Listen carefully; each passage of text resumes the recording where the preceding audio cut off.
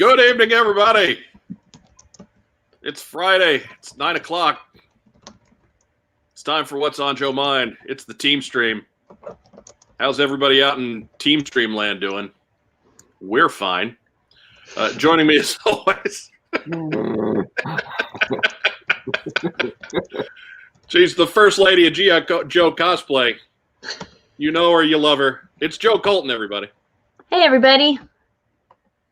Joe Colton, it's how's life in D.C. this week? Better than last week? It's going. I was going to say, that's a low bar, Mike. No insurrection this week yet. Look, I'm the king of finding the silver linings here. That's all. Right. The weekend's not over, so. Yeah, we're just getting started, clearly. Yeah, but I heard that Buffalo Shaman sightings are way down in D.C. this week. So as are Confederate flags on Capitol Hill. Amazing. That's good, too.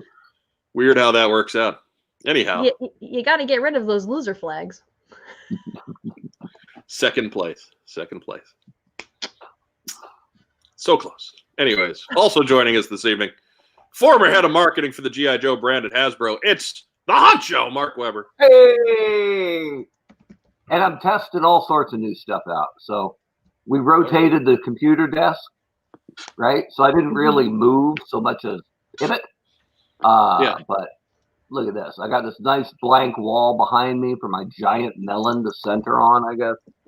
I got double screens going now, so I can keep track of the rundown over here.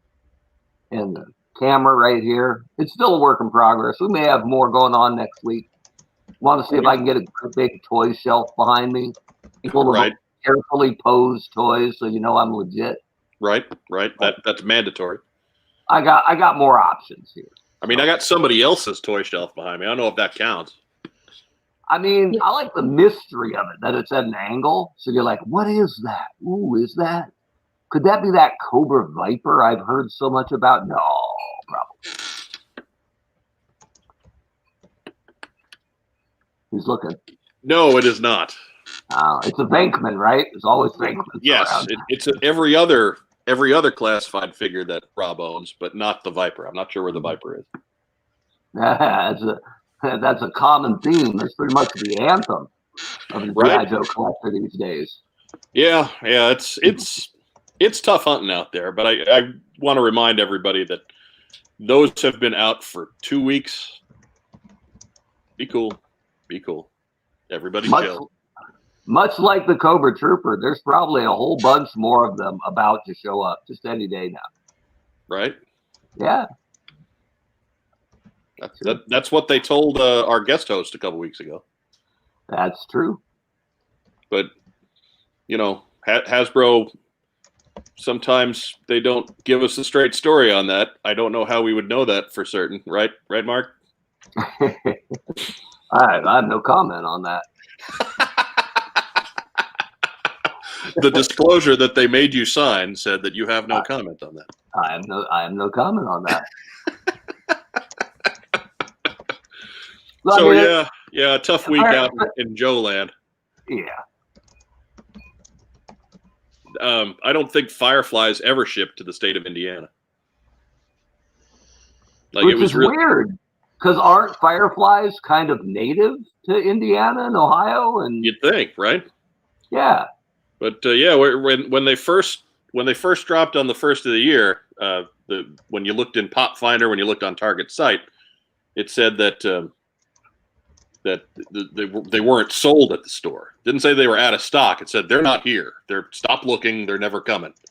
And that was really just in the last couple of days where Target site started to say out of stock. So at least if it wasn't available before, at least it looks like they're going to be open and available for it now.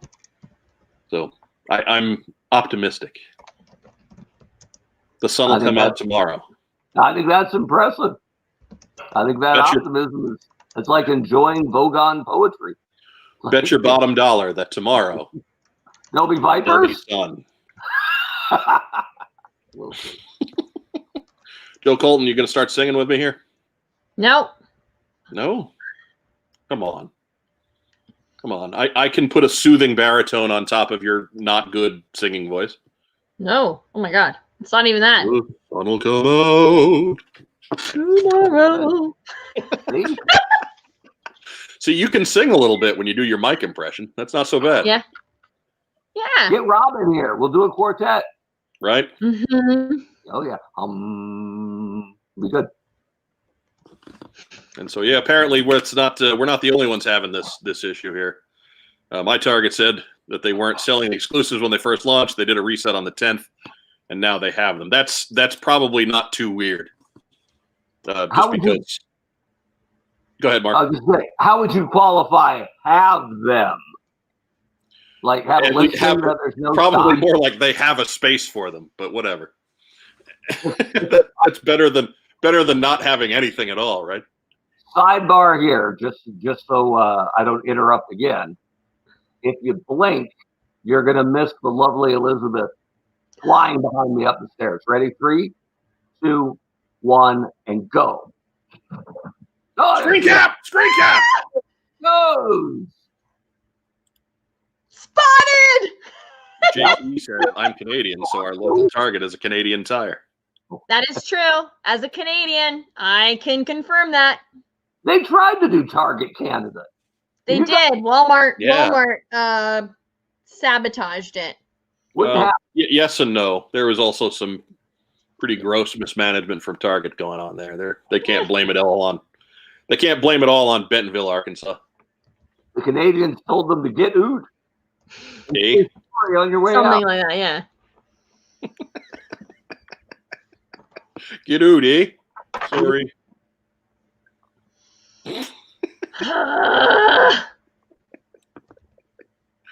So we have Look, Canadians watching. Yes, you're supposed to be joining us now that you are an American citizen. You're supposed to Never. be joining in. I did not give up my Canadian citizenship. That's true. Right. That's true. You So she gets the best of both worlds. She gets fantastic health care when she needs it and Stanley Cup visitation rights. It's great. Correct. that cup keeps going further and further south, doesn't it? Whatever. Tampa. St. Louis one year and Tampa the next year. It'll probably be in Guadalajara, Mexico next year. Going to be a party in Havana when they win that Stanley Cup next year. I'm telling you, man, once the regime falls in Cuba, it's going to be a race to divide that up into states. The whole island will make like 4 states out of it. Every one of them will get an NHL team. Right? And Puerto Rico will be so pissed. They'll be like, hey, Come on! Hey! you have an island down here, kind of. Right? We're sorry about Bruiser Brody and all. You know. Anyways. So 8 minutes in, we're actually getting to the show now. So that's good for us. I had a schedule, actually. On the rundown, you had scheduled 10 minutes at the S. So something like that. I go for still 10, got time. hoping we limit it to 12. Here's the question of the day. Is Joe going to punch Mike and Mark in the throat? No, she's not. She's thousands of miles away. Mhm. Joe didn't give up her Canadian citizenship, but the Stanley Cup did. Bazing. I enjoy that we're able to give her grief about the Stanley Cup, and she doesn't really follow hockey. Like, she doesn't really care about I hockey. used to, but Well, it was mandatory. You had to. yeah, but now I'm like work and just exhausted. I think that's fair.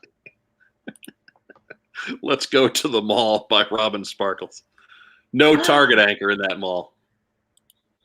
That's what's going on in Canada. Mm-hmm.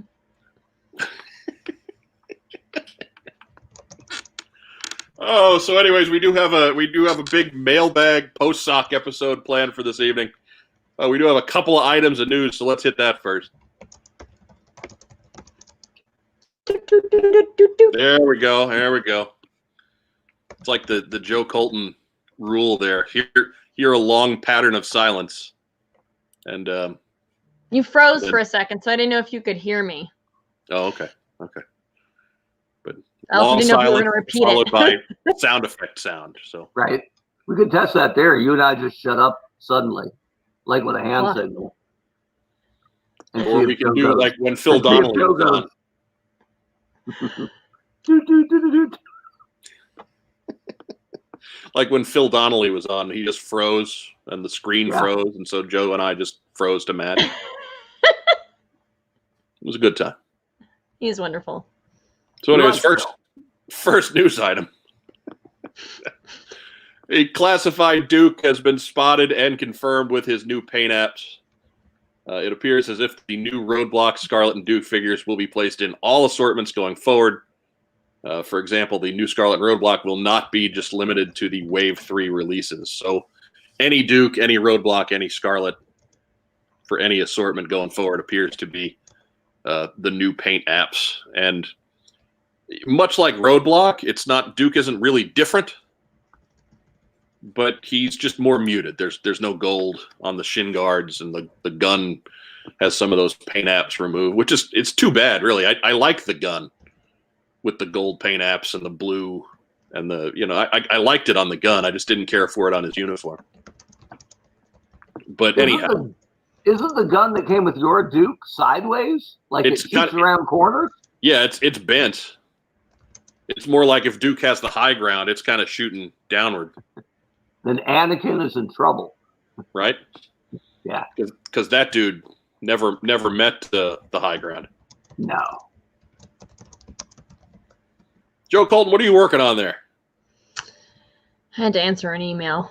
Mm.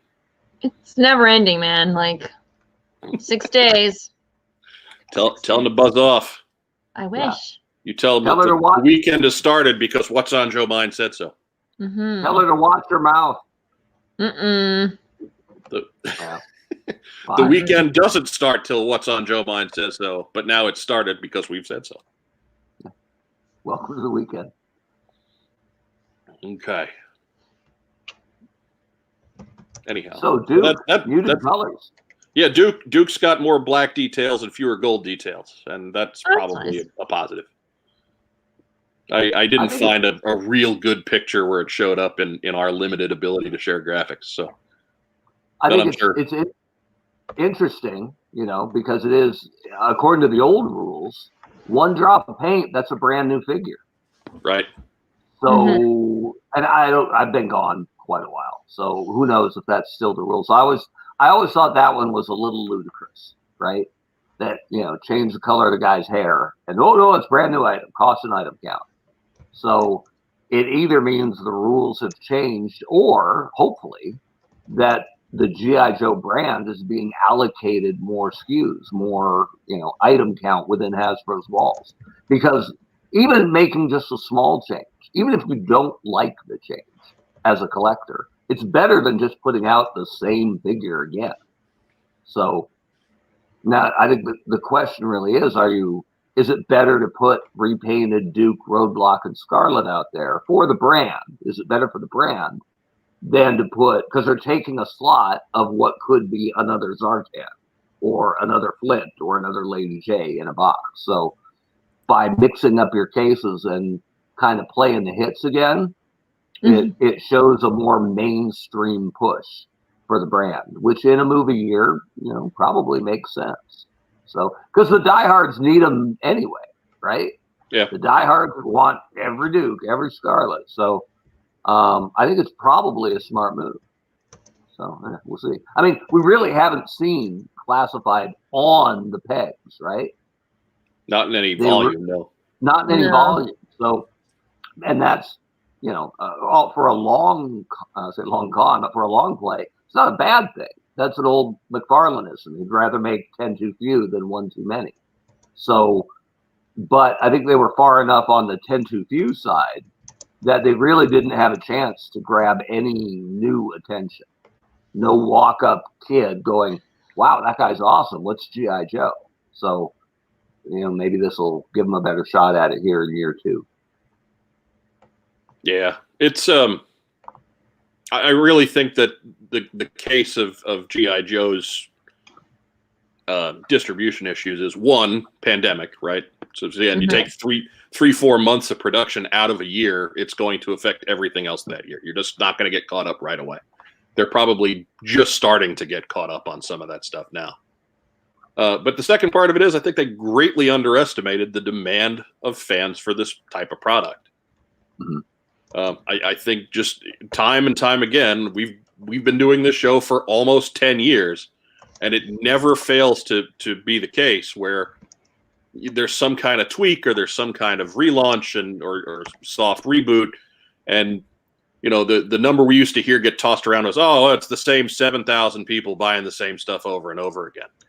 Well, no, okay, it's not just 7,000 toy collectors buying the same thing over and over again.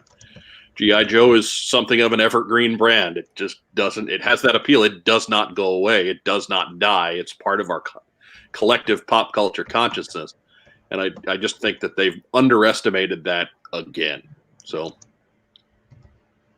And it's possible it's a little of both, or it's possible that the pandemic did affect Hasbro's production capability, but not necessarily on Joe. It may have been all they wanted to make of G.I. Joe, that there was a stronger belief in the launch, or that tactically they thought we're going to launch it small and let it be a great big hit. Or maybe they dialed back the numbers once it looked like the movie was going to get bumped. So, I mean, there's any number of things that could have happened to it. But toys in general did well during the pandemic. So I think they can ramp it up a little bit here in year 2. Yeah, let's hope. Let's hope we start seeing that reflected in the purchase orders for a certain wave at available at Target, in theory. And that's not. It's available in theory anyway. Anyways, next news item. Flame Toys has released the first images of a new G.I. Joe toy line. On January 11, Flame Toys uploaded an image of Snake Eyes from their upcoming G.I. Joe entries into the Haito Katakuri line. Wow. Yeah, right? This is from histank.com. For those who do not know Haito Katakuri, it's a licensed figure line by Flame Toys which showcases popular characters in mech suits. If this image is true, Haito Katakuri, Snake Eyes, may come with several hands and several weapons, which the fans can mix and match to create various poses, just like other figures of that line. As of now, Snake Eyes is the only confirmed G.I. Joe character in the line, but Flame Toys did say in their press release that there would be more. And we do have an image here from the Flame Toys Facebook page. Go ahead and get this rolling here. That's how. Look at that. Well, they got the color right. Right. And just get that full screen there. There we go. Yeah, very nice. So you can kind of see it again. This type of image doesn't really. We're not doing it a ton of favors with our format, but you can kind of see the basics there, the outline anyway of Snake Eyes, that he's got different arms and different hands, and it's just very robotic looking, very armored. So it'll be interesting. I'm all for different takes on the G.I. Joe line. I think the more different offerings you have out there, the more diverse of a fan base you build, the stronger of a fan base that you build. The more stuff you throw out there, the more stuff is going to stick. I'm not necessarily. I'm not a big robot suit guy. I'm not necessarily running to grab these myself, but I'll at least admit that the capacity is there for them to look real cool. So run it by me here. This guy is robotic, or there's a mech this figure pilots? I don't know, Mark. I'll be honest. I'm not real familiar with Flame Toys or that particular license, the Hito Katakuri line. Right. So it's tough for me to say. This is the only image that they've put out so far. So I don't know if this is the suit. I don't know if this is the pilot for the suit. I'm not opposed to it either way, right? Or what scale is this in, right? Because Hasbro's always been very protective of G.I. Joe figures and certainly at a competing scale, right? So, is this guy tiny? Is this guy huge? What if the TBD, I guess. But like you said, licensing out of Joe is always a good thing, right? Even if it isn't what you collect or what you like personally, anything that shows global appetite for the brand is a good thing. And of course, you would start with Snake Eyes any year, but this year especially. So, okay. Yeah. If I had to take a guess, this is the pilot for a mech suit, and he's probably fairly small. Right. Well, he can't. I mean, I can't believe Hasbro would allow it to be in the 3 3/4 to 4 inch range. Certainly not at 6, where they're making the bread and butter right now. So if this is a guy like literally sitting in a cockpit of a giant mech, I mean, he could be tiny. He could be 2-inch mass, figure, essentially. Yeah. Or it depends on what mech suit you're talking about, right? Like Ripley drove a mech suit in Aliens, and it was 8 feet tall, right? So I guess I'll have to look into Flame Toys and see what their other offerings look like. Would they make that much? Would they make that much of an effort for a 12-inch with all of this? I mean, I think that's a really good point, Joe. Like, how small could this figure be if it has interchangeable hands and arms and stuff, right? Like, and it's for kids. Like, you're going to be losing. That's why I say I don't know. This could be the mech suit. This could be the mech. Right, but so still, we don't know if he's the pilot for the mech. Right.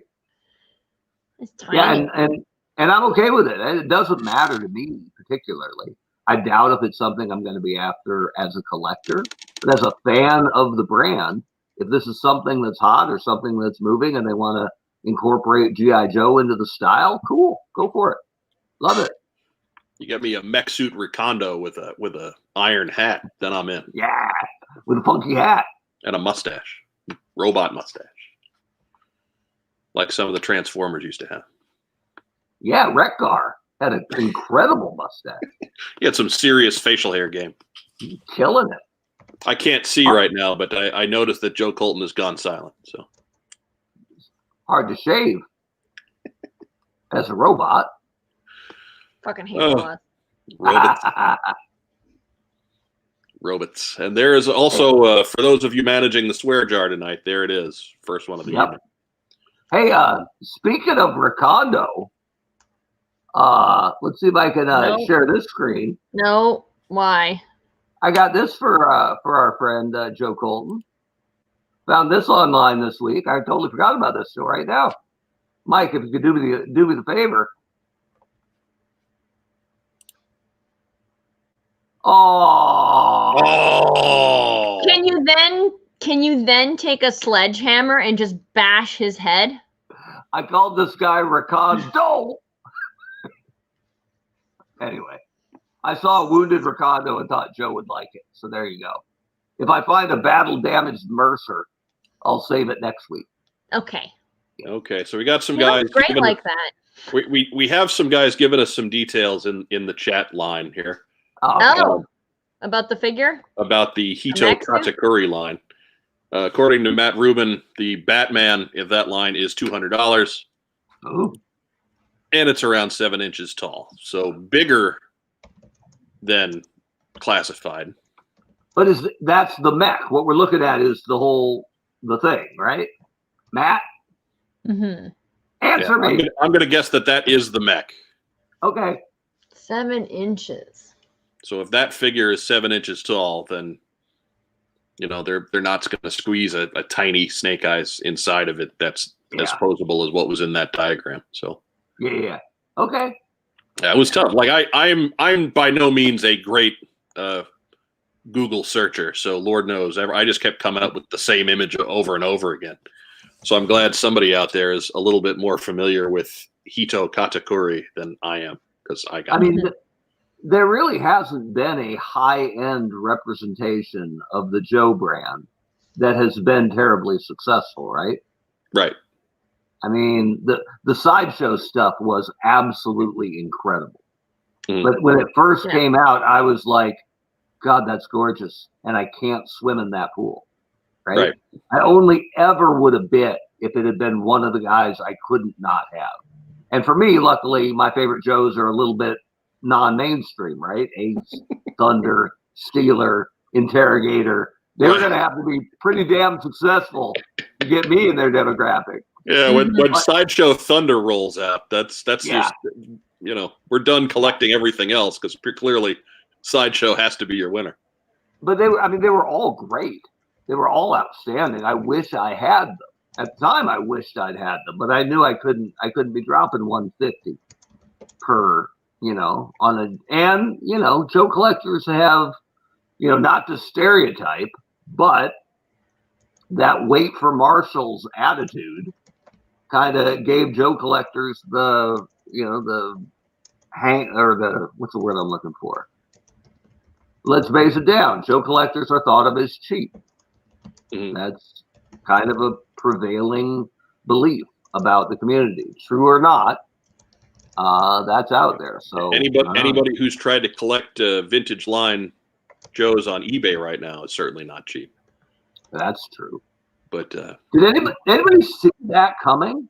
I had no idea that was gonna explode. Yeah, I think it's just it's a combination of Joe being gone for a while, so everybody went back to filling the holes in their collection, to some fans not being on board with the 6-inch stuff, so they stuck there, and then pandemic, everybody's at home kicking around on eBay.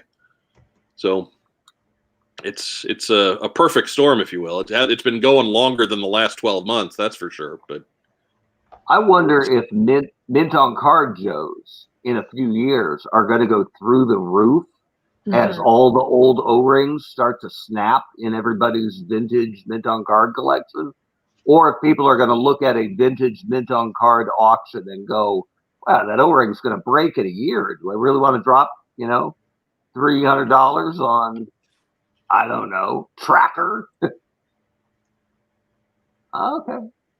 I prefer the term tragically frugal from the gallery.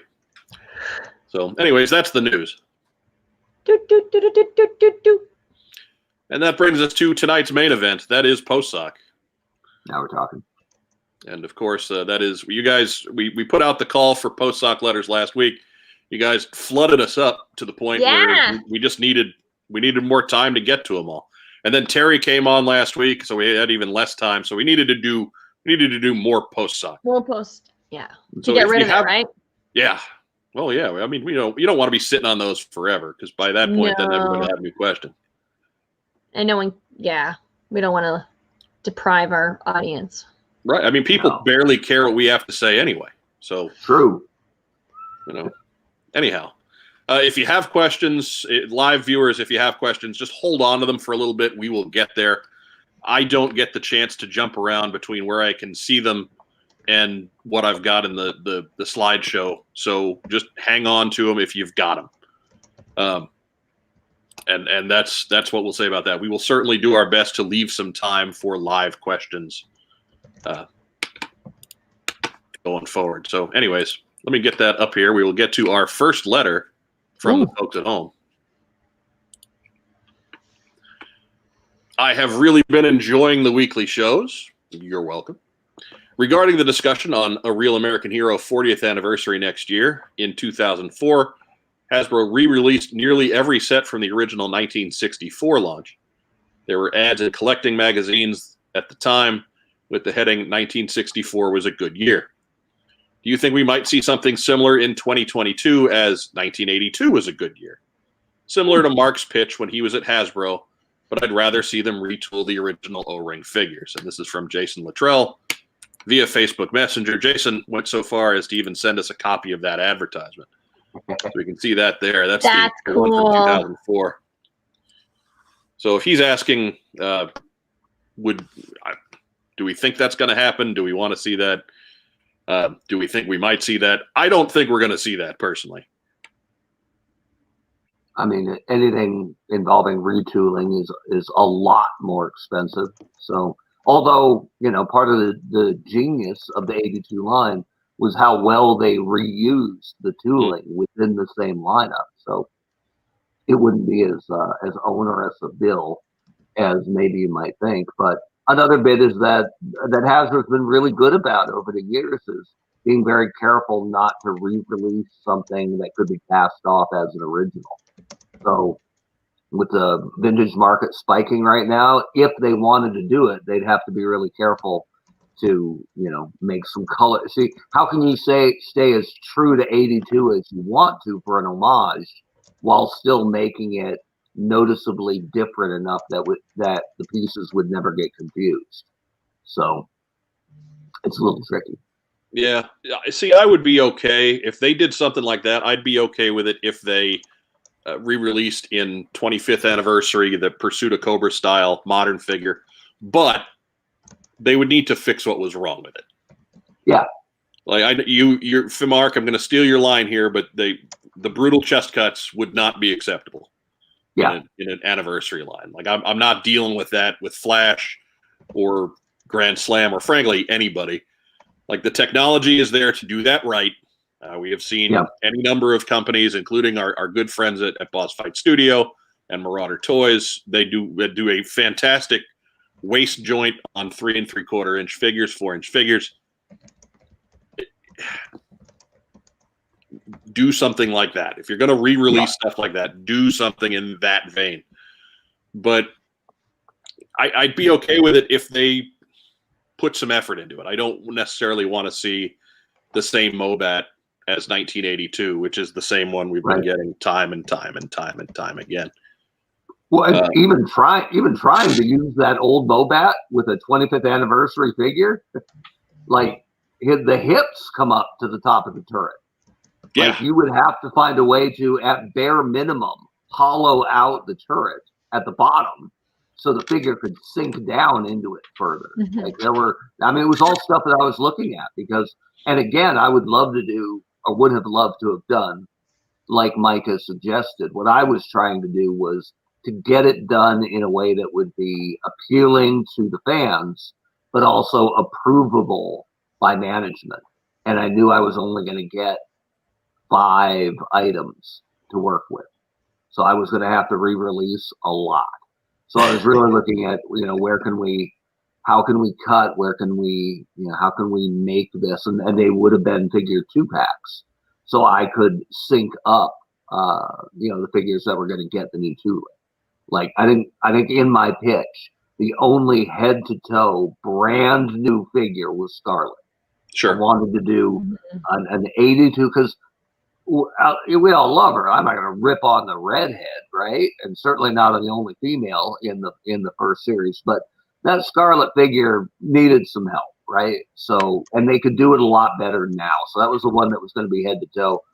And I forget who she was partnered up with, but it was somebody else who needed new tooling.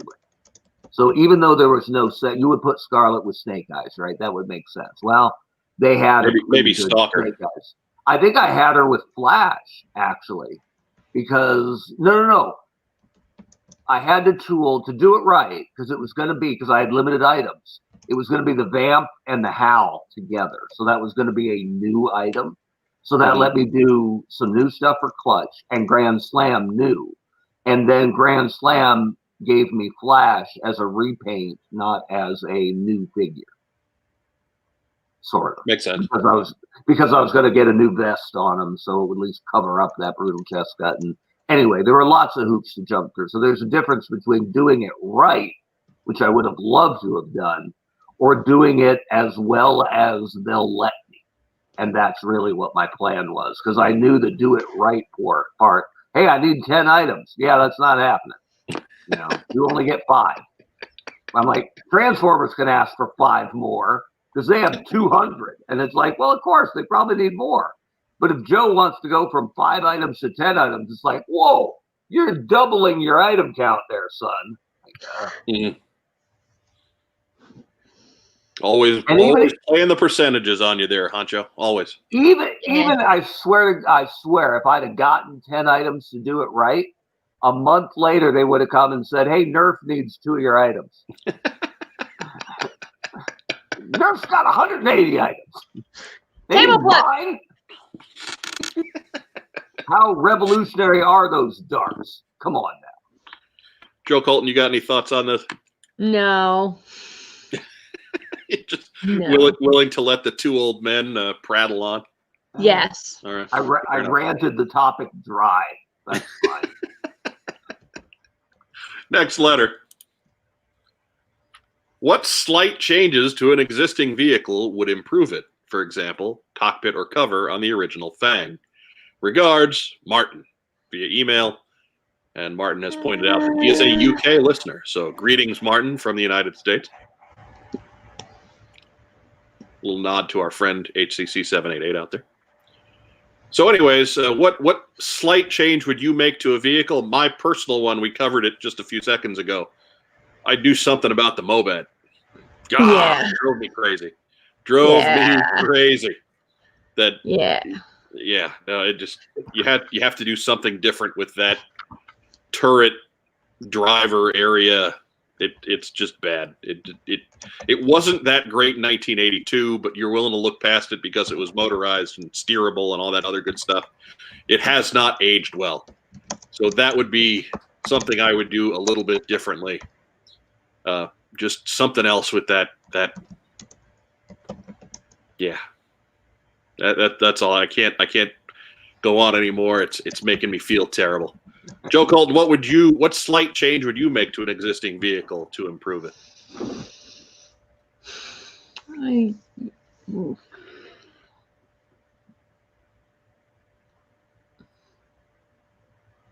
I don't know. Look at the rundown, did you? I didn't. I didn't. Mark Weber, help her out.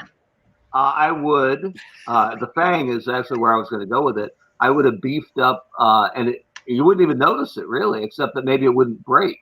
The connector between the main rotor and the actual copter of the Fang, vintage Fangs have got to be really valuable because they all broke over time. Yeah. So that one connector joint, and I am not ripping on the original Joe team because they did such amazing work. But for something that was such a perfect birthday party present. That's what they called that price point, really. Every kid had the Fang or a couple of them. And what are you going to do with a helicopter? You're going to spin that rotor. So I wish they'd have made that a little bit beefier. That would have been good. Same way, and maybe I'm not looking at I'm looking at structural changes rather than visual changes. But I mean, vintage, there's so many HISS tanks. You can go buy a HISS tank now, right? But almost every vintage HISS has the droopy cannons, right? Like those, the clicks inside them broke so easily. And they're just less imposing when it's a flaccid HISS tank coming over to see you. So, that's a problem. And then the worst, whatever, man, when they re-released the Rattler, but forgot a second canopy for the gunner's station. Like they wouldn't need it. Like, man, whatever. And I remember fans were like, that's okay. Just put a bat back there. Like, okay. So put a psycho bat in the gunner's cockpit that is right behind the pilot, right? And those guns line right up with the back of the pilot's head. So I never thought the whole bat can do it was a legit solution to we forgot the cockpit. Well, see, that would be easier to program out of the robot gunner than it would be to keep a human gunner from.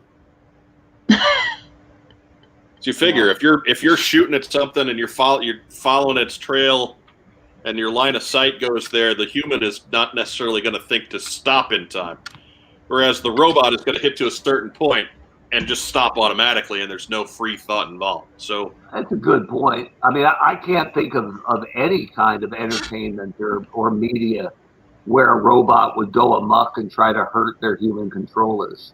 That's actually a new concept I just came up with. It's crazy. It'll never sell. Crazy talk. Put that crap away, man.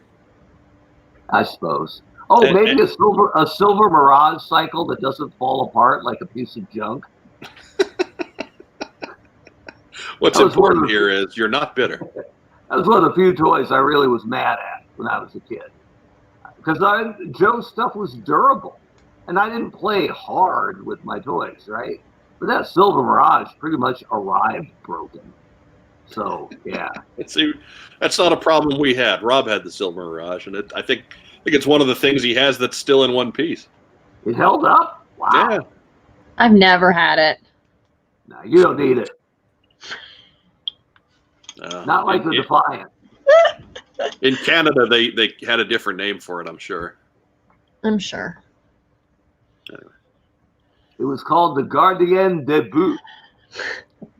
We're also not. We couldn't afford a lot of stuff, so. But that's a birthday party price point. Yeah. Anyway, Silver moving Mirage. on. Moving on. I'm not getting into that. Moving on. Thanks, Martin. Next letter, hope all is well. Question. Since the classified line slogan is Attack on Cobra Island, as a teaser, should they make a Keel Hall 6-inch action figure since they need a way to get to the island? Thanks and stay safe. Mario Cantu via Facebook. And, well, part of this here, the only the Target exclusives are Attack on Cobra Island. The classified line as a whole does not have a theme like that. But I hope that line is successful enough that we get far enough in that Keel Hall is a possibility. I have a feeling that Mario is trying to see if we would support having a flag. And that's insane. It's completely insane, but I'd support it anyway. I wouldn't buy one, but I would certainly get behind it. I mean, the Cobra Island Joes we've seen so far are kind of night force-ish and covert mission kind of thing. So unless you did up the flag in just a boatload of stealth paint, I don't see them sneaking that aircraft carrier up on Cobra Island. Right. Yeah. Right. Yeah. We'd have a ways to go before we got to Keel Hall there. So I don't think it's a character that's in the should category. We'll just put it at that. Yeah. Again, hope classified is successful enough to hang around so long to get to Keel Hall. But if the number on the side of Keel Hall's box isn't something in triple digits, then I hope 10 years from now we're saying, I know nobody got to get their pre-order for Keel Hall in. And I know that the stores are saying they have them, but they don't. But if you ask at the entertainment counter by the cameras, they might have a Keel Hall back there for you. You just got to find the right employee. Managers are stealing them all. Right. That's the one I saw today. At that point, I'll have a big, long David Letterman beard, and I'll have a stack of like 9 Keel Halls to share on Facebook. Right. Because that makes me beloved. Hey. I love those posts. Not trying to be a jerk, but hey, that thing you want, I got 10. Hey. Yeah, I don't know. I don't want to begrudge people sharing their happiness, but read the room, read the room. Yeah. Anyhow, Joe Colton, anything to add there? No, I see you, Mario. You want a flag, and I say no. Yeah, Joe Colton says not before they get to Recondo. Yeah. I'm gonna be good girl tonight, and I'm only gonna swear once. And I had my one. If Recondo had a removable hat, you could get a bunch of them, and you could recondize the whole collection, right? Like his head off. That's a good plan, though. Swap other heads onto the Recondo body. You could have a whole team of Recondos. Yeah, Beachhead Hondo. Oh, Beachhead Hondo would look great. Be all about it. Gung Hondo. Gung Hondo. So Next question. No. If you guys and gal display your figures on shelves of some kind, okay, are they out of the packages? And if so, do you display them with the weapons and accessories they came with, or have you purchased more realistic substitute weapons for them from a third-party seller? I'm thinking specifically of the classified line, Jay Cordray via Facebook. So, Mark Weber, since we are in front of your huge shelving unit full of toys, Yeah. we'll direct this one to you first. Yeah. You're an out-of-package guy. By and large, yeah, I'm an opener, absolutely. But since, God, I got to go back to like 2005, I think almost everything has stayed in package just because they're easier to store that way, right? Like I haven't opened up boxes and cut file cards in a long, long time.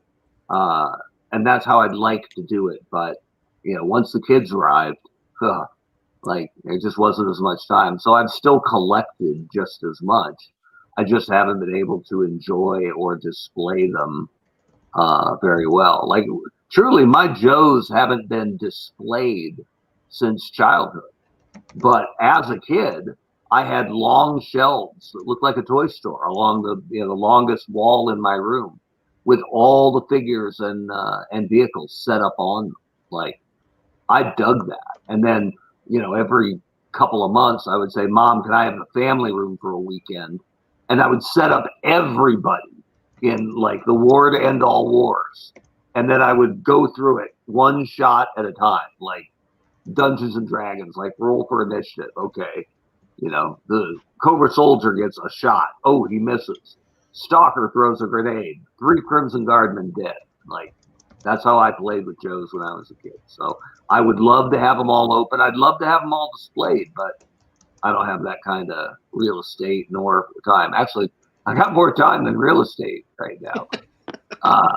But for the substitute weapons, I've only done that once so far. I bought a gigantic machine gun for Roadblock because I don't mind them being futuristic, and I don't mind the Nerf guns being in.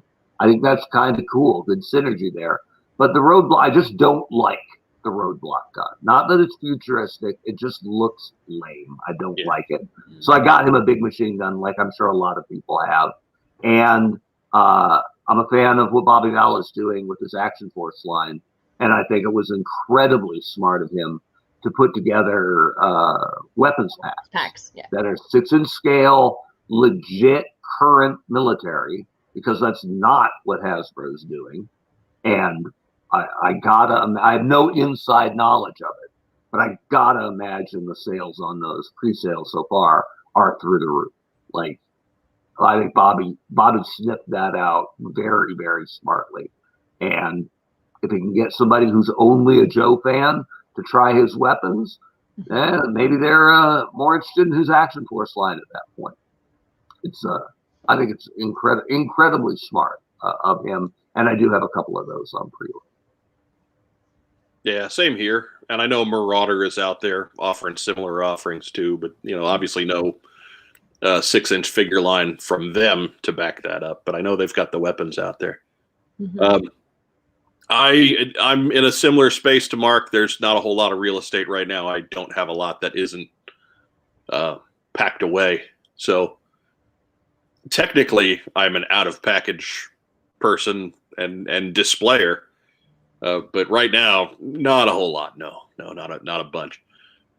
I will probably wind up getting some more realistic weapons for the Joes. I don't think I'm going to keep them that way all the time. I think part of the fun of getting extra weapons and extra stuff for your figures is to mix and match and go with whatever direction your mood takes you. So I think there's going to be times when they've got their original weapons, and there's going to be some times when they don't, and that will be determined at the time and whatever I feel like displaying right that day. So yeah, I'm a weapons and accessory whore.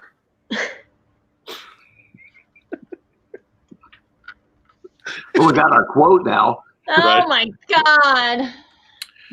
I can accessorize. Anyways, Joe Colton, you were saying? I usually display, but like you two, the real estate in the house is limited. You probably have a bunch more now that Santa's been put away. It's true. Yeah, we're still putting away Christmas. Mm-hmm. Like I'm sitting next to boxes. I'll just show you guys. Oh.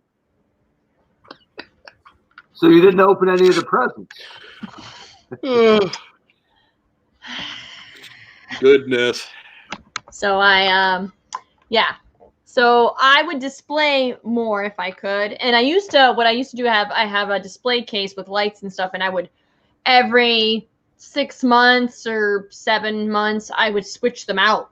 And then I would have them with all of their weapons packs and even pose them in different positions, like maybe like fighting each other. Depends on like if I had like red ninjas out, it was all like in rows. If it was like mixture, probably battle poses. But now it's poo-pooed upon to have all my toys out. Couldn't you have the red ninjas out through Christmas? I mean, they're festive. I have not thought of that, but I will. Maybe I'll take them out for Valentine's Day. Like have like just the red ninjas. Right? If we could have Elf on a shelf and Mensch on a bench, we should be able to have Ninja on the credenza. Mm-hmm. Right? Yes. Yes.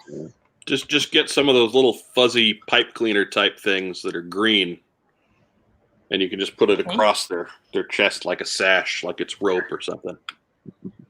You got this. I can do this. Yeah, you have what, 9 Christmas trees? One of them can be themed with ninjas. Yeah, Tinsel Ninja coming. There you go. Tinsel Ninja. Next letter. What character from Hama's Marvel Real American Hero comics that never made it to a toy would you like to see as an action figure? And this is from Mirka Samlern, or Samlern via Twitter. Mirka is from Norway, so we truly have an international flavor. Wow! We're rolling. So very cool. Welcome to the show, Mirka, from the United States. So, Joe Colton, we'll start with you. What character never made it to a toy that you want to see as a toy?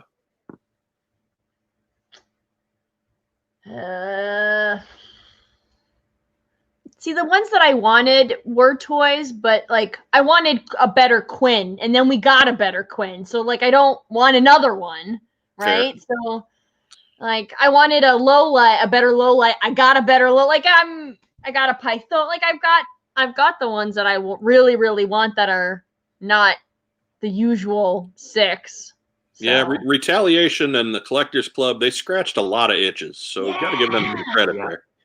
Yeah, like I know that Mark Weber's answer to this is Billy. Yeah. I guess Joe Colton. 3 3/4 inch Joe Colton. Seems oddly self-serving, but okay. but they did Joe Colton. I know. Like I meant like not Bruce Willis Joe Colton. They did the club did an actual Joe Colton figure in a suit. In 94 there was that guy in the green getup that was supposedly G.I. Joe. Supposedly Joe Colton. Yeah. So. I guess. Yeah, I'm good. Billy. Billy. Only if you use Ninja Billy with the eye patch and the robot leg. I want Cobra Scout Billy. I want deranged toddler Billy. That's what I want. Yeah, I'd army build that. I'd have a whole troop of Cobra Scout Billy. Whole platoon. Marching out in the field with the M60. Oh yeah, I'm all about it. I'd go Cobra Scout Billy. No, in seriousness, I'd actually kind of go a half turn from Joe Colton. I would have liked to have seen a G.I. Jane. You know, the kind of the action scientist there. But I know we got one of them from the club as well, which was not nearly as good as the Joe Colton. But in the classic O-ring style. Anything to bring more women to the team would have worked. But so yeah, that's that. So good letter, Mirka. Again, welcome to the program. Yes. And King of the Postsac, Ryan Costello, is back. He wants our thoughts on 1988. I was 7. Right? It's a long year. So, Mark Yeah, Weber, absolutely. you were 24 years old. In 88? No, Oh my my math is off. My math is off.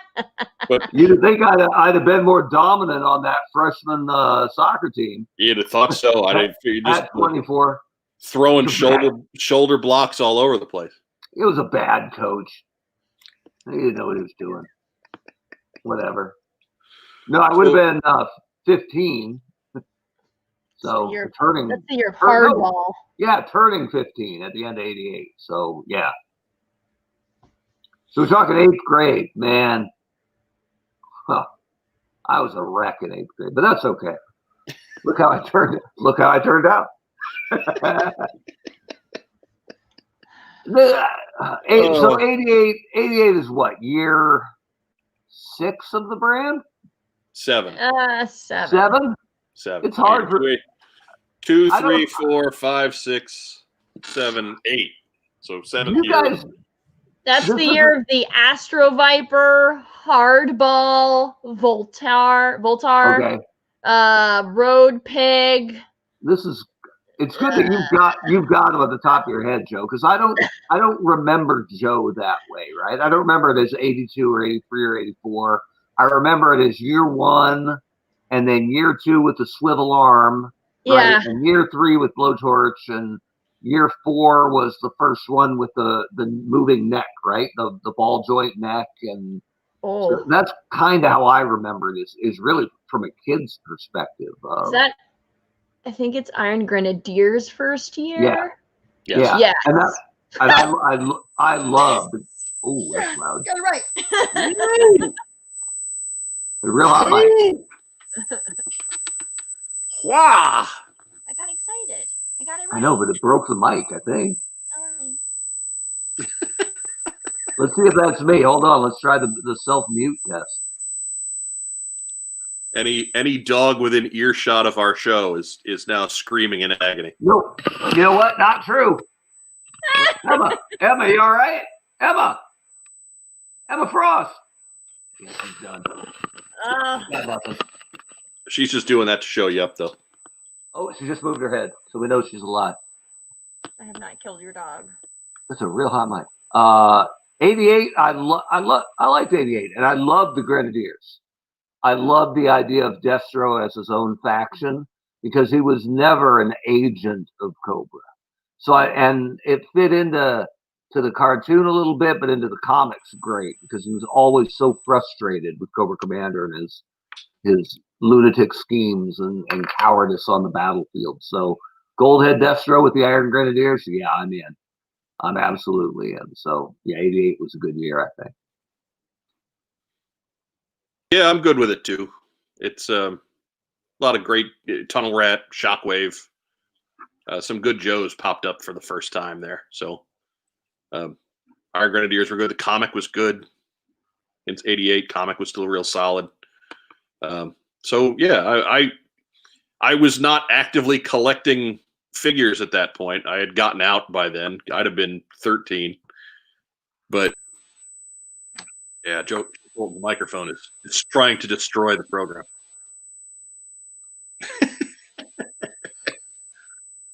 Okay now.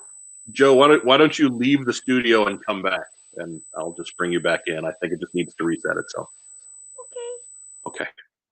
There we go. Joe Colton, everyone. Oh. Give her a big hand. Ladies and gentlemen, Joe Colton. Let's give it up for Joe Colton and her busted microphone. But yeah, anyways, there was a lot of good stuff still going on in 1988. I think it was still pretty flush, creative energy. It's too bad we didn't have any animation that year because there would have been some great characters for it. But I brought it up on a website that will not be named just to get a look at it. And I was selling it short because Astro Viper's great. Blizzard is a great figure. I always thought tremendously underrated. I liked hardball, hit and run. Everyone loves hit and run, right? And I guess. hello, Joe. Hi. Colton is You back. sound great. Is not killing us. Okay. So, Joe, I brought up 88, and I was selling it short. There are great figures in this line. Astro Viper, Yeah. Blizzard, who I always thought was underrated. Hardball, who I like, but I know he's polarizing. Mm. Hit and Run, great. Iron Grenadier, phenomenal. Repeater, loved Repeater. Yep. Road Pig, Shockwave, Star Viper. version 2 of Storm Shadow, Voltar. Yeah. But I think, let me pop this over here. I think as good as the figures were, the vehicles were incredible in 88. Except for Frostbite version 2, his beard bugs the hell out of me. So freaking creepy. I suppose that's true. But yeah, 88 for vehicles. The Bug, the Stellar Stiletto, the Mean Dog, the Phantom X19, the Rolling Thunder, the Skystorm, Destro's whole bunch, the AGP, the Demon, the Spoiler. Yep. Like, I didn't even know they existed because they didn't come to Bend. But all the Night Force vehicles are 88, right? Like, bunch of Tiger Force crap if you're into that stuff. And Flint version 2, Tiger Force with a shrunken head. Right. You know what's really kind of lost here? And I mean, it's no more a shrunken head than version 1. It's the same head. Oh, yeah, I know, but it's shrunken head. Like everybody else has a gigantic head compared to him. So weird. Oh, Destro got so much love for vehicles, at least, that Cobra got hosed in 88. They got the Bug is great, right? Yeah, the Bug's but beyond that, the Stellar Stiletto's okay. Yeah. It was unique. I give it. But other than that, they get the Imp, the Battle Barge, and the Adder. Like, ooh. Yeah, that's tough year to be a Cobra. Swing and a miss theater there. Yeah, it's tough. But Joe Self wants to remind us that Macho Man Randy Savage ruled 1988. Well, and I just showed you the lovely Elizabeth running up the stairs, right? So it happened so fast you can't even talk about it. No.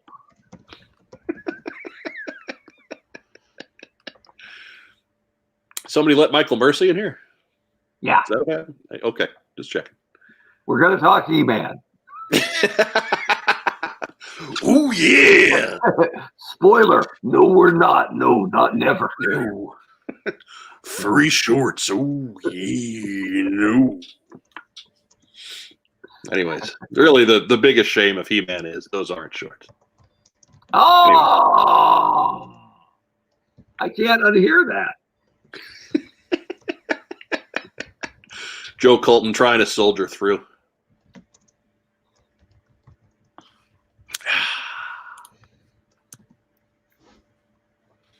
Saying hello to the folks. Just saying hello to the folks. Anywho, that's it for what we've got as far as preordained Postsac there. Yay. So I know some folks had some questions over in the gallery. This is the time to get those in. This is where we have time to answer those. So, my favorite one, Phil Donnelly. Why does Joe Colton hate my ears? I'm sorry. She hadn't been singing for a while. What are you talking about? Trying to keep my one. I get one. Whatever. It's like a PG-13 movie, right? You get one F-bomb, one, as depending on how it's used, right? So yeah. I think 88. Last bit on that. That was the last time I asked for a Joe for Christmas for about 20 years, right? Right. Yeah. Was the Phantom, the stealth fighter, because it was so cool. Was the last thing, the last time I unwrapped a Joe present under the tree. And I think I even knew it. I even knew at the time that was going to be the swan song, right? But anyway. Did Mike just imply that the Masters of the Universe need to manscape? I don't think I implied it. Yes. I don't think that was an implication. I think that was just a statement presented as fact. I don't think there's any implications whatsoever there. I think that was me getting on a soapbox and announcing to the masses that that was in fact the case. Never And he liked punted you, a man. third grader. Right? Yeah. How many 30 could of you them. fight? Real question from Joe Self. Okay. If Hasbro gave you the authority to release any Real American Hero character in the classified line, he or she can't have already been released, announced, or rumored. I'm going to guess who would that be? Mark Weber. Yeah, easy. Jump on in that one. Interrogator. Because I love him. He's my favorite Cobra. He is admittedly a C or D level character, at least for how well he's known and how often he was used. But he looks incredible. He's Cobra fed.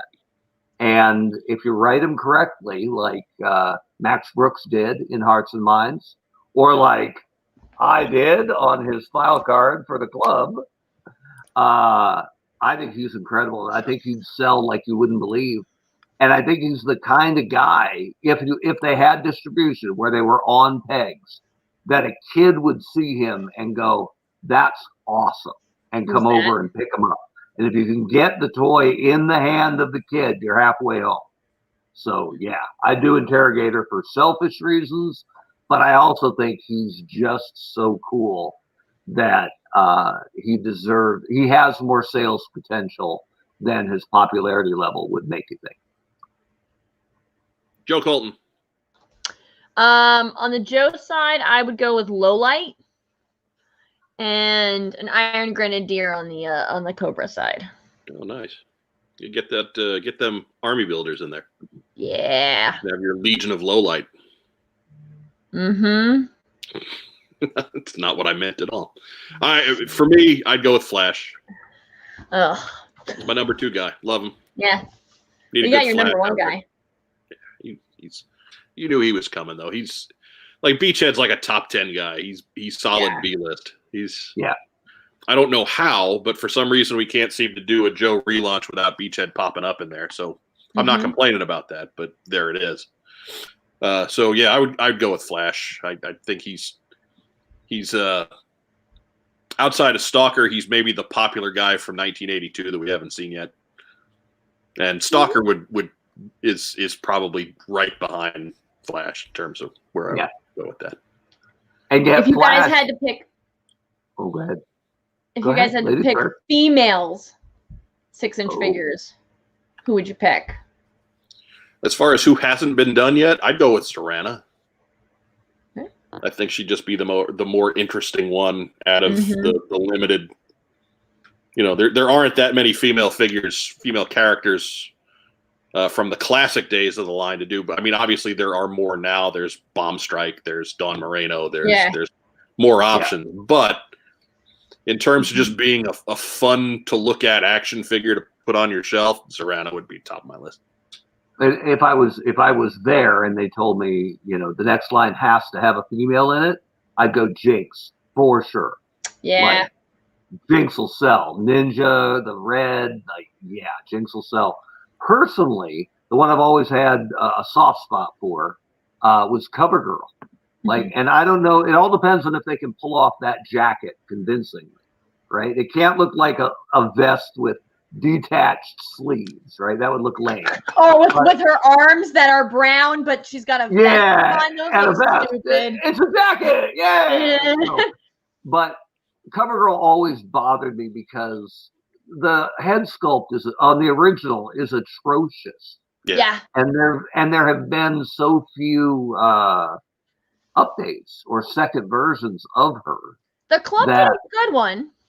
Clubs was pretty good, yeah. And the one in the 2-pack that came with Hannibal was 3-pack, three-pack. With a little kid, So, but that was that would be a for me thing, because it doesn't make a lot of sense to make her without the Wolverine. I always disliked the idea that sometimes they played up the intelligence version of her. Well, she does a lot of things. Like, no, the idea of CoverGirl, former model turned grease monkey, is exactly what they should play up. They should play up that Clutch and Steeler cannot get this thing fixed, and they have to go to CoverGirl, right? And even if you want to play up the sexism of it, right? Like they can't get it, and they're like, "Oh, we're gonna have to ask her." No, we can get this. Like, buddy, we've been at this for 5 hours. Yeah, right? We could be done in 20 minutes. All we got to do is ask the best mechanic on the force. Like, I would play that up like crazy, and it doesn't mean you don't have to tomboy her up, right? The idea that she's gorgeous, and she still can be, but gorgeous with grease all over, right? Right. Dirty hands and like, yeah, that's cool. And I would play that up, but I thought too often they strayed from that and made her Shipwreck's foil, or well, she's also an Scarlet Light is how she got presented in Devil's Due. Yeah. That's what bothered me. So weird, Yeah, and and it's such a good story, right? They just never told it quite well enough. So anyway, I think that sound on the wind, for a good old CoverGirl. That sound you hear blowing in the wind is Gary Godso declaring a blood feud on you. But Joe Colton, who would your pick be? I was gonna go either with Zorana or Jinx. Okay. They're obvious choices and interesting, and you can, all right, be interesting to do either one of those. If you were going way out there, Pythona, but hey, strong pick. Except for the inherent Cobra-lawness of it. Right. From White Vegeta. If a 112 flag is out, would a headquarters from HasLab be doable in your opinion? In my opinion, not a big one. No. But, I mean, the idea that it's just a floor and walls, right? It might actually not be that much plastic, but you got to dial down that even just because we got a sail barge doesn't mean we're going to get a Sky Striker, right? It's just because we're making it for the 6-inch figures, right? So if you're making it for the 6-inch figures, compare it to what they've done for Star Wars Black, right? And that TIE fighter was gorgeous, but did not sell. So you're going to have to scale down the expectation. Anything bigger than a Vamp or a Hiss is got to be off the table. I think a Hiss is off the table, but I think a Vamp is probably the biggest. A Jeep is as big as you're going to go. Something that holds 2 of those figures, that's it. If they do a Hiss, it would be like they're making a limited release because they don't think it'll sell, and then they're never going to do it again. If they do it. Or they're going to re-release it in blue, and then in white, and then in red. Yeah. But I think that's the ballpark you want to be playing in. Is Vamp, sure. Hiss, probably not. Anything beyond that, no. Yeah. No. It's just not going to happen. You're not getting a Mobat. You're not getting a Mauler. You're not getting a Hammer. My fear is they would give us a Mobat that was the 1982 Mobat again. And we would just we'd have a Steeler sticking out with one leg in the tank. Well, and think about one of the toys I really like that a lot of people don't is that Patriot Grizzly tank, right? Like that was actually a little more legit size to what a tank should be for a 3 3/4 figure. The Mobat's way too small. Agreed. So yeah, now extrapolate that for a 6-inch figure. Something that would be 50% bigger than the Patriot Grizzly, at least. Ooh, I don't know. And then it could come with the driver, Wild Bill. Anyways, moving on. Diana Davis asked the most Diana Davis question imaginable. What version of Duke wasn't remade but should be? Oh, I read that wrong. I thought she was saying which remake should not have happened, and I was going to say O-Face, but that's not her question. I know that's not her question. They're doing it now with less jump. Right. I would say that that 92 version of Duke, the one with the red and the tan, the desert looking Duke. Oh, I think yeah. that's the guy that I would want to see him done classified style. Yeah, that's not bad. I mean, does she mean classified or does she mean in general? I'm going to guess classified. It seems to be the way the conversation's going tonight. So yeah, I'll give her credit for being able to follow context. I like the tan one, but the one with the brown, not the red. It just seemed a little more authentic military. Yeah. Sure. Yeah. Yeah. I mean, if you take the red out of that, I'm not heartbroken. So, but if something that's based on that design, that's what I would want to see. Yeah. That would do. We've already got kind of the one based on classic Duke. So next one can be something that's maybe a little bit off the beaten path like that. Legitimate soldier looking Duke. Brown. Star Brigade. I'll go with brown. Duke. Star Brigade Duke. There you go. Now with elbows. Right. Yeah. No. Yes, Star Brigade. Hey. William J. version of Duke. Hey. Now we're talking. They'll never sign that guy. Way too expensive. Way too. The moment he opens his mouth, the Puerto Rican comes out. Yeah, I'm telling you. A booth babe. That's what we do, William and I. It's our hot Latin blood that throws the ladies into a dizzy. Yes. Oh, no. It's too sexy. It's too sexy. Por favor. So if anybody has any questions, we're kind of going into the last round on that as we start to get ready for shout outs and what we got in. So any questions out there in the gallery, this is the time. Oh, Matt Rubin's going. With the futuristic take on G.I. Joe now, what feature from the vintage that was jumping the shark would make more sense now? So what didn't fit from 82 to 94 that would fit now? Good question there. Mark Weber, this is the sort of thing that you were paid to come up with ideas back in the day. Yeah. I mean, you couldn't really do Battle Force 2000 now, right? Because it seemed kind of retro. But you could make a future fortress that actually fits together. That wouldn't be bad. You could do a Battle Force 2044. Right? You know what's terrifying is cross train with Robotron to be Battle Force 2050. Yes. I mean, if you look back then, the stuff like the Toxo Lab, right, and Toxo Vipers and stuff back then, it was like, oh, they're poisoning the environment, right? Oh, and they're evil, so of course they would. But now the idea of toxic warfare, right? Like that's terrifying on any number of levels, right? Because it wouldn't close to home. Maybe, well, obviously, right? But I'm just saying, for something they made back then that was sort of a wink and a nod, right? Yeah. It was like Cobra used to be a terrorist organization, right? Because terrorism happened over there in Libya, right? And then, after 2001, you couldn't really just wave our hands at, oh, that terrorism stuff. So, there are a lot of things in the brand that either unusable today or mean something totally different right now. So I don't know. I think Joe. All I know is I've been watching a lot of the Sunbow cartoons lately, and the amount of stuff that gets blown up on American soil is astounding. I think some of that is just we get hung up on the one word terrorism, and we go into a tizzy, and we start clutching our pearls. But anyways, go on, Mark. I was just going to say where I think Joe has always worked, at least since Real American Hero, is by playing that they're always a couple years into the future.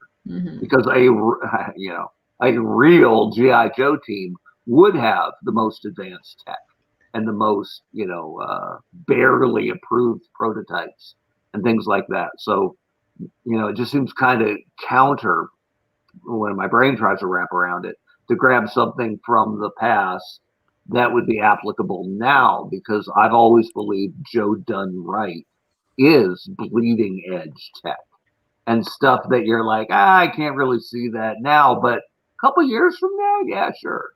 So whatever that is, that's where I've always felt that's where Joe really made it fun. Yeah, Toxolab was my answer too. I think all the cesspool inspired faction there. I think that was the one that back in the day I absolutely just was like, whatever, roll my eyes, make the obnoxious sound, and move on. But now it when the club brought that back a few years back, I started plugging into it and going, wow, that really works.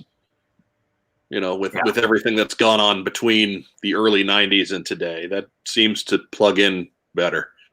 So, Joe Colton, what do you think? I would say a new take on space warfare, just because it's already getting here, and we already have problems with China and space junk, and them putting satellites before, in front of our satellites, and so it's a little close to home, but it's also futuristic. So I would update space warfare. Do something like that. Especially now that there's Space Force. Where's the G.I. Joe Space Force representative? Right. He's a guy with a rolling chair that has a laptop and a drone, but whatever. Right. He's the best of the best. And what rank does he hold in Starfleet, right? He is likely an officer, so whatever. I'll have a G.I. Joe Star Trek crossover, and it'll drive me insane. Why not? We already have a U.S. government Star Trek crossover. I'm glad they just ripped the logo off of a Star Trek thing. I went, yeah, it's good. Of course it's good. We need to build on this. Somebody did this for us. So Space Command Space Command had a similar logo, and they just ripped it off, except that it's copyrighted by CBS now. So wonderful they'll probably get sued, and they'll probably have to change it. Yeah, maybe. I want that shirt though. I want a Space Force shirt. Oh yeah. There we go. Get Joe Colton interested in the military again. That's what I was. If they open up gift shops, I'll go down when there's not an insurrection and get you guys shirts. There you go. So when the insurrection is over and the pandemic is all cleaned up, you're right? So, right. Can't wait. Somewhere around 2030, we're going to hold your I'll be 2 sizes larger by then, but cool. I'll be 2 sizes smaller by then because I'll probably be dead. I'll not be dead. Anyhow, that's going to bring the Postsac to a close. By all means, keep sending us your questions, comments, and other stuff. We got all of our contact information down there in the description. You can get to us through Podbean, of course. That's where our audio library is, including episodes of Rack Time. Provided somebody ever does episodes of Rack Time again. Oh! Anyhow, he's a teacher. He's got stuff going on. I'm giving him a hard time. Let's punt a third grader. Yeah, he's got high school kids though. He doesn't have. They're tougher to kick around. Gets the summers off. Yeah. That's why we had more Rack Time over the summer, right? He should get them to do a review each week as part of his class. No. Get bonus points. No, there's something in the teacher contract that you can't force them to read Dead Game. It's like not. That's not in the school rules. That's in the Geneva Convention rules. So that's the problem there. All right. So that takes us down into what we got in, the part of the show where we attempt to humble brag through our collection increasing. Mark Weber, what'd you get in this week? I did not get in anything G.I. Joe, not a thing. But I did, as an old school card collector and Yankees fan, I got a card that wasn't terribly expensive, but it's cool. I'll hold it up here. Nice. Nice. Ricky Henderson was my favorite modern player. And it's not really a patch off his uniform or hat. It's, it's fake. That's why it's not expensive. But it's a cool card. So it was like a $10 buy. So welcome home, Ricky. There you go. Little love from Ricky. Love the Ricky. Ricky, pick up the phone, Ricky. It's Ricky. Ricky can't do nothing without breaking a cleat. I several years ago had a friend in our circle named Ricky, and anytime we had to call Ricky and leave a voicemail, I would do it doing a bad Ricky Henderson impression. Ricky, it's Ricky. Pick up the phone, Ricky. A very old Ricky Henderson got on the bus with the San Diego Padres, having recently signed there at the tail end of his career. And he walked in, he surveyed what seats were available, and he goes, Where's Ricky's seat? And Steve Finley in the back said, Damn, Ricky, you got tenure on everybody here. You can sit wherever you want. And Ricky cocked his head like an inquisitive canine and went, Tenure? Ricky got 15, 16 years on some of you guys. There we go. That's quality Ricky Henderson. I mean, we're talking a guy who is always great for that kind of oblivious, I'm kind of dumb type one-liner. And then, like, I look forward to hearing his Hall of Fame speech more than any other Hall of Fame speech ever, right? Yep. And then he gets up and gives perhaps the most thoughtful Hall of Fame acceptance speech ever. Like, to the point, like, tears are coming out. You're like going, damn, Ricky, that's beautiful. And I realized he got us all again. Yeah, that's it. He got us all again. And I salute Ricky Henderson. That's it. 2 footnotes.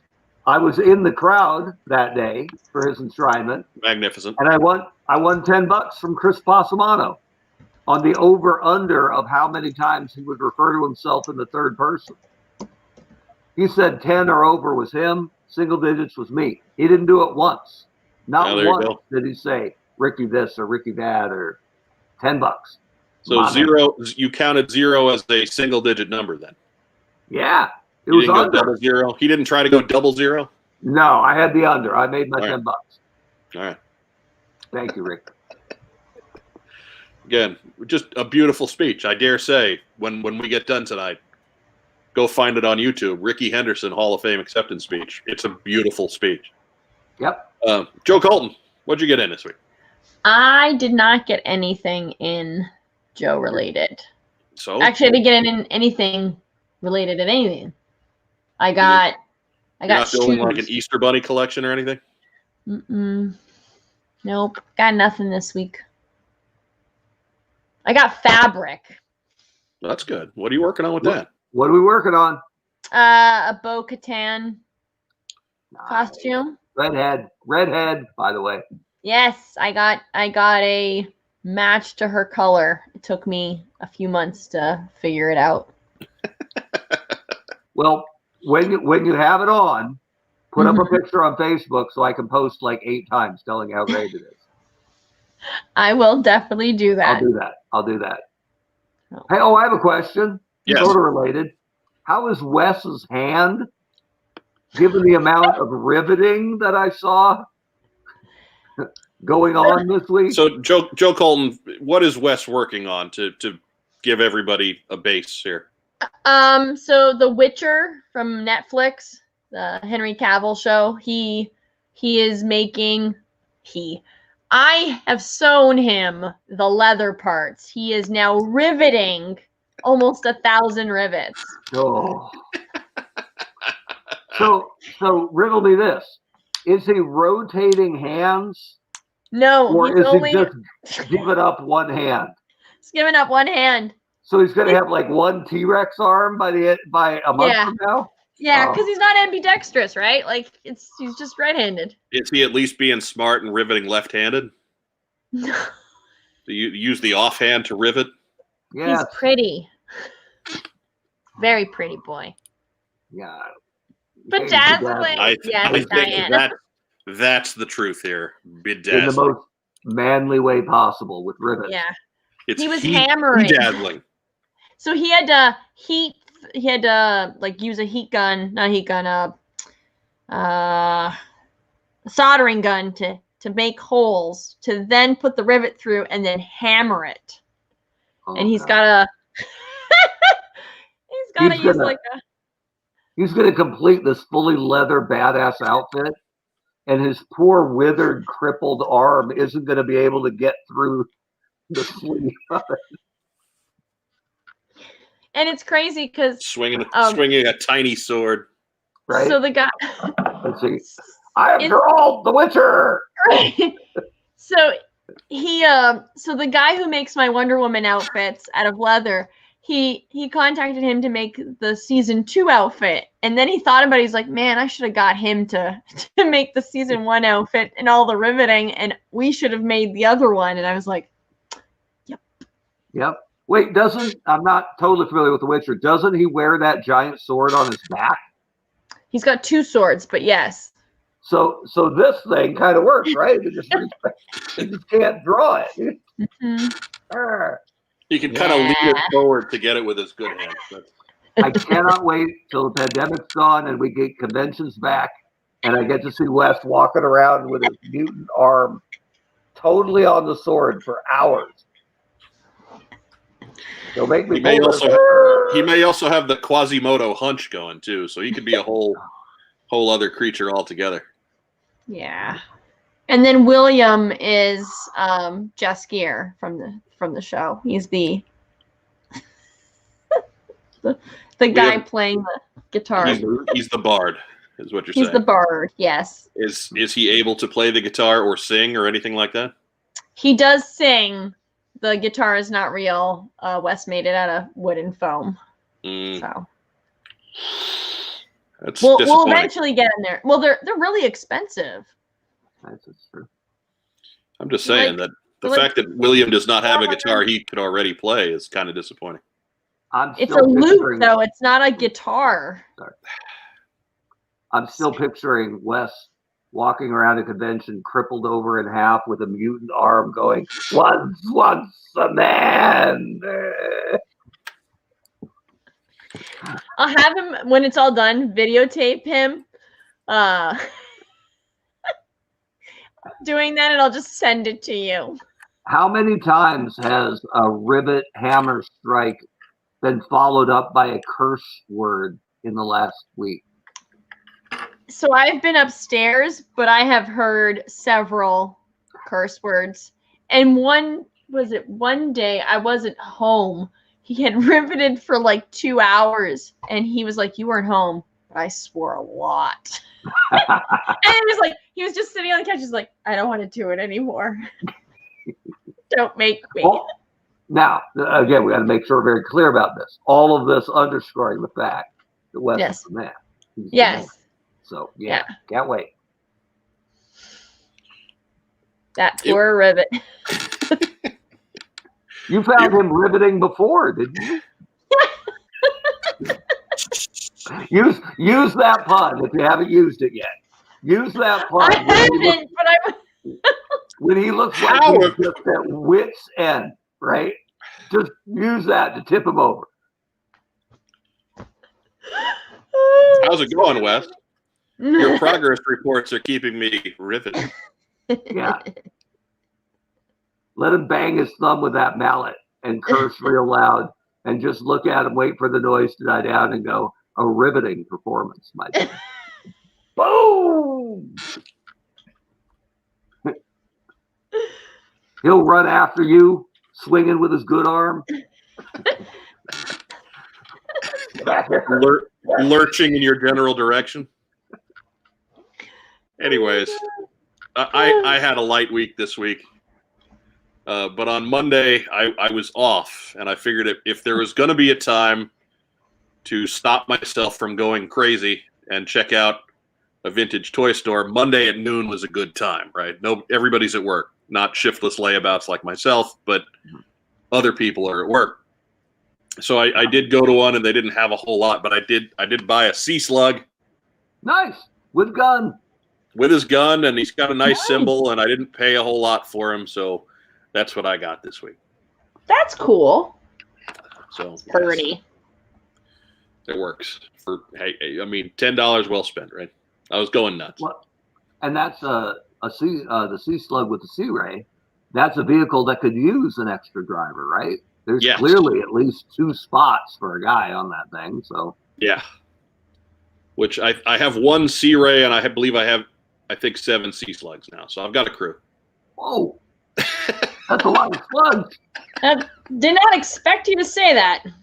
You know, it's funny because a couple of years ago I bought a lot from a guy, and apparently this guy and his brother, when they were growing up, they just went through Sea Rays like they were juice boxes, because there was just this gaggle of sea slugs in there, all in pretty good shape.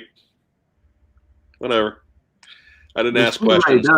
The Sea Ray does tend to snap a little bit. Yeah, the Sea Ray is pretty janky. It looks cool. Yeah.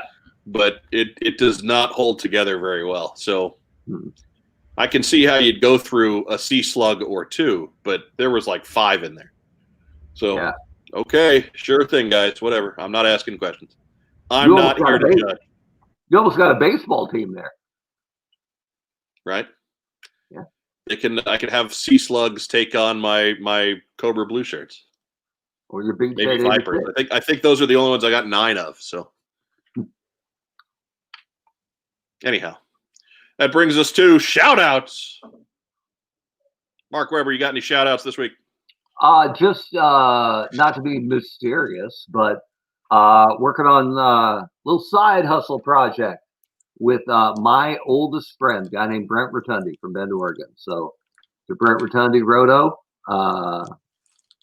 good, nice working with you. How's that? Is that cryptic enough for you? I guess. More to come. I guess. Joe Colton.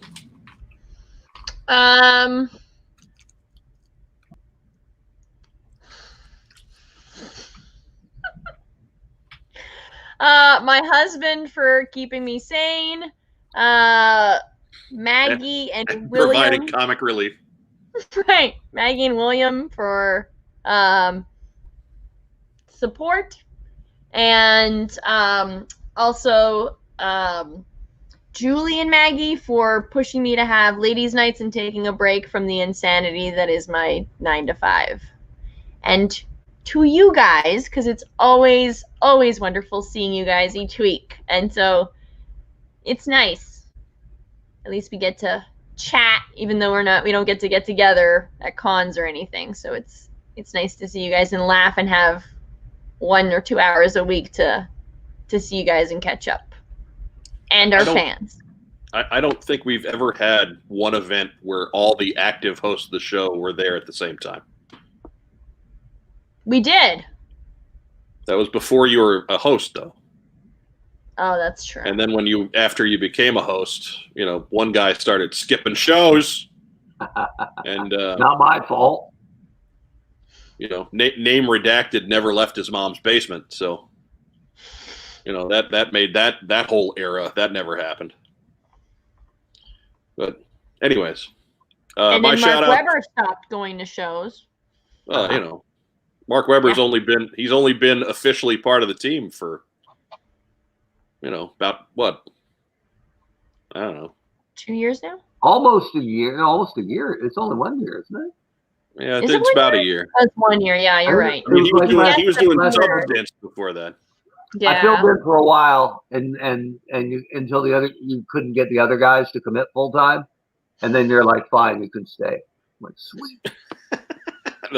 That's not at all what happened, but okay. That's how it worked with Michelle. No better offers. All right, you're here. Oh my God. I need to send your wife a care package. Right. I suddenly feel very guilty. Or really, I think we might be doing her a service by keeping her away. Oh, yeah. Hours a week. Definitely. Right? She might owe us a care package. She's a big fan. She's like, danger pay, you go. She said she might even subscribe. Yeah. She was the one who bought the What's on Joe Mind t-shirt, wasn't she? The one. Maybe. Anyhow. But my shout outs, of course, to Rack Time Rob, the unsung hero and 4th man of the team. To our wonderful sponsors at Kokomo Toys. Kokomo Toys, who have provided the Segue. lovely giveaway fodder that Mm. we will be providing to somebody out there once we hit 500 subscribers. Yes. That's Gung Ho over here, and that's Cobra Commander over here from GI Joe Classified Wave 2. Again, when we get to 500 subscribers, we will figure out some painfully easy way to give those away. And we need to get moving on that because we have a better contest plan to get to 1,000. But I'm not doing it until we get to 500 first. First things first. So let's share this video. Get everybody to subscribe. I know we got folks who tune in every week and are not subscribed. And to you people, I'm gonna send probably Phil Donnelly after you. Oh, So, yeah. good luck with that. Phil is an awesome guy. And so let's again subscribe, like the videos, comment on the videos, get us into circulation so we start picking up some randos. There's not many walks of life where you want to pick up randos. This is one of them. Oh my God! If you put a folded cowboy hat on one of them, they become a rando condo. Yeah. See what I did there? Re-rando? Yeah. Re-crando. Listen. Subscribe, because I have a ridiculously well-armed friend in Washington State. Right. Okay. Who can come twist your arm? So. So, anyways, shout out to Kokomo Toys. Shout out to everybody who's playing along with us in the live stream. Thank you all for coming out and joining us. It's a lot of the same names week after week after week. We do love you. Yes. Shout out to everybody who's paying attention to this on recording. You're the ones that we're actively courting. So if you have the chance, catch us on Friday nights at 9 Eastern. We will be here for the live team stream, but we are still all the same happy that you're joining us on the replay. I'd like to give a shout out to our friends at the Ford Gum and Machine Company of Akron, New York. Of course, the makers of Big League Chew. Again with this chew. Is that the same packet? It's the same pack. I haven't had any since last week. Dear God. Right. It's in a Ziploc. What do you want? It's fresh. Keep going. Still smells delicious, like so much bubble gum. I mean, what's it supposed to smell like? Anyhow. And of course, a shout out to everyone on the front lines. We understand, or rather, I don't know if we could understand, but doctors, nurses, first responders, police, fire, just everybody who has this pandemic in front of them 24/7. The task force teams, the new task force teams. Right. Just thank you for holding the line and maintaining to stay sane. Shout out to Jay Sullivan, who continues to recover from COVID-19. Right. Let's hope that's still going well. I know he addressed everyone on his Facebook page this week, which is good. I mean, if he's feeling up to getting on the computer for a little bit and catching up, then that's a good thing. And that's about it. That's all we got for this week on What's on Joe Mind. Remember, we are still in a pandemic. We are not done with a pandemic because we are tired of a pandemic, if only it were that simple. Exercise your freedom of choice and choose to keep everyone around you safe by wearing a mask, by practicing social distancing and maintaining 6 feet between you and those around you. Wash your hands, and please don't go out unless you have to. Lord knows Mrs. Weber can't get rid of Mark. So, like, if she doesn't have an excuse, you don't have an excuse. And let's do our best to limit the spread of COVID-19 and just get it over with so we can be back to normal at some point in the near future. Yep. We got cons to get to, man. Come on. There's a question. Should we go out hunting at Target for the Cobra Island during the pandemic? I know I have always disguised my Cobra Island hunting at Target as grocery shopping. So that's what I do. I cut out a trip to a grocery store to go to Target, but I mean you can cut it out because they're not going to have any anyway. Oh! Hey, like it. No, there's more waves coming.